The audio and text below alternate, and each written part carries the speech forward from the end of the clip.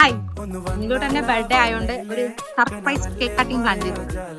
ചിരിയല്ലേ വാടാ മുല്ലേ പുരി കത്താലകത്തന്ന രംഗോലിയല്ലേ.